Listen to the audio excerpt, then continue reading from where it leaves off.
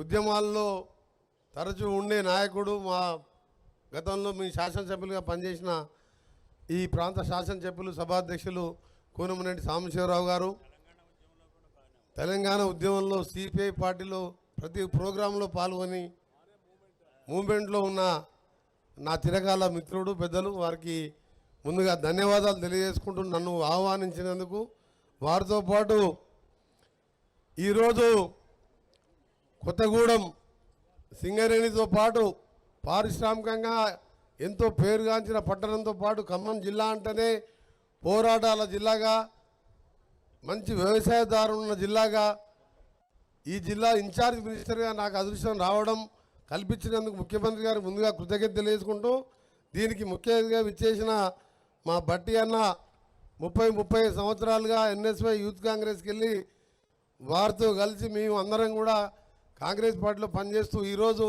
మళ్ళా డిప్యూటీ సీఎంగా చూడడం, ఖమ్మం జిల్లాకి వెళ్ళి వారు ప్రాతినిధ్యం వహిస్తూ మొన్న ఎన్నికల ముందు మండు టెండలో ప్రజా సమస్యలు తెలుసుకోవడానికి పాదయాత్ర చేపట్టి గతంలో 5 ఎమ్మెల్యేలే ఉన్న ప్రతిపక్ష నాయకునిగా ప్రతి సబ్జెక్టులో కూడా ప్రభుత్వాన్ని నిలదీసిన భట్టి గారు, అలాగే మన అందరి ప్రియతమ నాయకులు, 2 రాష్ట్రాల్లోనే సీనియర్ నాయకుడే కాదు అజాత శత్రువుగా అవినీతి మచ్చ లేకుండా నిజాయితీగా ఉన్న తుమ్మల నాగేశ్వరరావు అన్న గారికి, మా చిరకాల మిత్రుడు రెడ్డి హాస్టల్లో మేము పక్కపక్క రూమ్లో ఉండి చదువుకున్న పొంగులేటి సీనన్న గారు, మీ అందరికీ సీనన్నగా అందరూ పేదవారు పిలిస్తే పలికే శ్రీనివాసరెడ్డి గారికి, మా గౌరవ నా తోటి శాసనసభ్యులకు, మున్సిపల్ చైర్మన్ గారికి, జడ్పీ చైర్మన్ గారికి, ఇంకా వేదిక పోయిన నాయకులకు, నూతనంగా విచ్చేసిన కలెక్టర్ జితేష్ గారికి,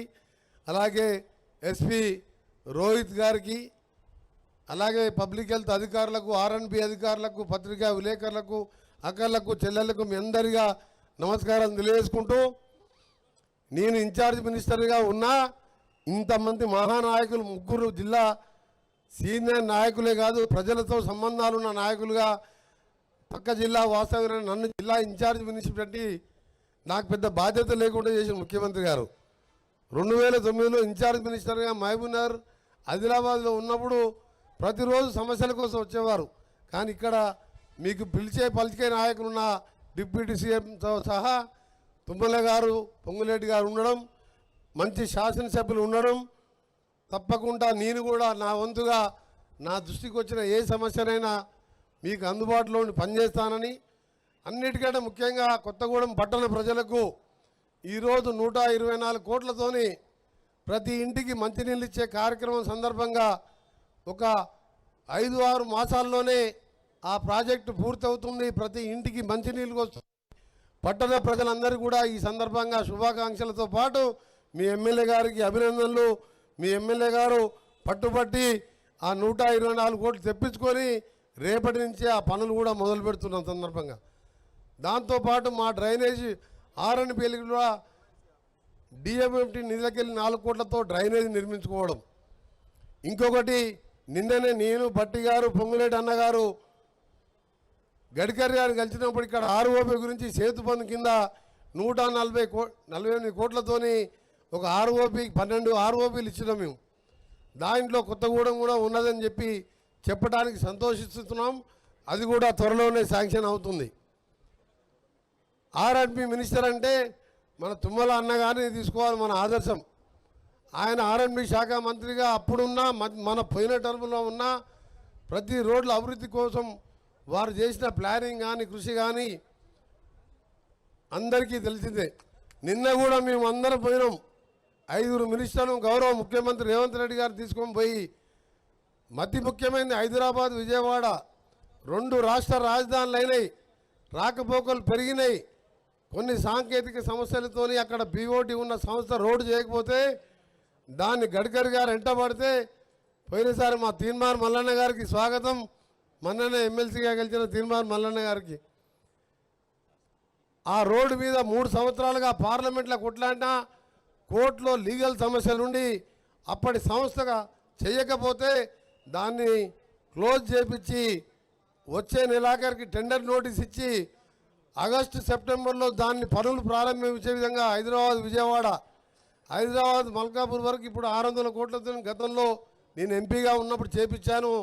రామోజీ ఫిలిప్స్ని దాటిపోయే వరకు అది అయిపోయింది. 6 లేన్ల జాబితాని పూర్తి అవుతుంది. దాదాపు 6 నుంచి విజయవాడ కోదాడు వరకు గ్రీన్ ఫీల్డ్ అయిపోయి అయింది. 2 గంటల్లో విజయవాడ చేరే విధంగా నిన్ననే గడ్కరీ గారి దగ్గర మేమందరం కూడా మాట్లాడి ఆయన ఆదేశాలు ఇవ్వడం జరిగింది. సెప్టెంబర్లో పనులు కూడా మొదలు పెడుతున్నాం. ఇంకొక రోడ్డు దాని హైవే నెంబర్ 930P గౌరెల్లి అంటే హైదరాబాద్ ఔటర్ రింగ్ రోడ్ నుంచి మన వయా పోచంపల్లి వలిగొండ తిరుమలగిరి మహబూబాబాద్ మీదకెళ్ళి కొత్తగూడెంకి వెళ్ళి భద్రాచలం వరకు అందులో కూడా 63 కిలోమీటర్ల ప్యాకేజ్ పనులు నడుస్తున్నాయి. వలిగొండకి వెళ్ళి తిరుమలగిరి దాన్ని నేనే శాంక్షన్ చేయించిన 2200 కోట్లు శ్రీరామ రోడ్డుగా అనౌన్స్ చేసి పెండింగ్లో ఉంటే దాన్ని మిగిలిన ప్యాకేజీలు కూడా టెండర్లు పిలవాలని చెప్పి మంత్రి గారిని కోరడం జరిగింది. దాన్ని కూడా త్వరలోనే పనులు మొదలు పెడతామని చెప్పి సీతారామ ప్రాజెక్టు కానీ ఇవన్నీ కూడా మీ జిల్లా నాయకులు ఉన్నారు. ఇందిరమ్మ లాంటి పథకాలు ఇవాళ ఫైనాన్స్ మినిస్టర్గా ఆర్థికంగా ఇబ్బందులున్నా సమన్వయంతో ప్రతిదీ ఆలోచించి ఈ రాష్ట్రాన్ని తీసుకుపోతున్న రేవంత్ రెడ్డి గారి నాయకత్వంలో డిప్యూటీ సీఎం గారు ఒక ఆలోచనలతోని ప్రతి చెప్పిన పనిని చేసే విధంగా ఇప్పుడే అన్నగారు చెప్పినట్టు ఉన్నది 3 మాసాలే అధికారంలో ఉన్న 3 మాసాలు ఎలక్షన్ కోడ్ ఉన్నది. ఇప్పుడు ప్రాజెక్టులు రాత్రి సీతారామ ప్రాజెక్ట్ ట్రయల్ చేసిండ్రు. మా దగ్గర ఆగిపోయిన ఎస్ఎల్పిసి సొరంగ మార్గం 2200తోని ఇవాళ కొన్ని పత్రికల్లో వచ్చింది. దాన్ని కూడా ముఖ్యమంత్రి గారు నిధులు రిలీజ్ చేసి పని ప్రారంభించినాం. అది అయితేనే కానీ మాకు వస్తుంది. అందుకని ఇక్కడ ఉన్న సమస్యల గురించి కానీ నాకొకరు హాస్పిటల్ సూపరింటెండెంట్ నేరుగా ఫోన్ చేసి కొత్తగూడెం హాస్పిటల్కి వెళ్ళి నేను ఎవరు చెప్పలే మా అన్నలకు మీ ఎంపీరా ఎండలు బాగా పెరిగినాయి మా కొత్తగూడెమే కాదు ఇటు ఆంధ్రప్రదేశ్ ఛత్తీస్గఢ్ బార్డర్ కూడా ఇలా లేడీసు గైనకాలజీ వాడికి ఇబ్బంది ఉందని చెప్తే కూడా ప్రతీక్ ఫౌండేషన్తో కూడా హాస్పిటల్ కూడా ఎయిర్ కండిషన్ చేయందని నా తోచిన విధంగా నా దృష్టికి వచ్చిన సమస్యలు ఏది ఉన్నా సరే మీకు అండగా ఉంటానని ముఖ్యంగా ఇంత పెద్ద మంత్రులు నా జిల్లాకు ఇన్ఛార్జ్ మినిస్టర్గా పక్క జిల్లా వాణిగా నాకు కూడా చాలా సంతోషంగా ఉంటూ ఈరోజు నన్ను ఆహ్వానించడమే కాదు ఈరోజు ఇంత మంచినీటి కార్యక్రమంతో పాటు మీకు మిగిలిపోయిన అన్నగారు చెప్పిన రోడ్డును కూడా వెంటనే మళ్ళా నెక్స్ట్ విజిట్లో మళ్ళా మీటింగ్ పెడతానని చెప్పారు గడ్కరీ గారు. దాన్ని కూడా పూర్తి చేస్తాం. ఏది ఏమున్నా సరే ప్రజల ప్రభుత్వంగా వచ్చే 5 ఏళ్లలో మీరు మేమిచ్చిన హామీలే కాదు మీకు ఆశించిన పాలన అందిస్తామని తెలంగాణ ఇచ్చిన పార్టీగా మా మీద ఎంతో బాధ్యత ఉన్నది.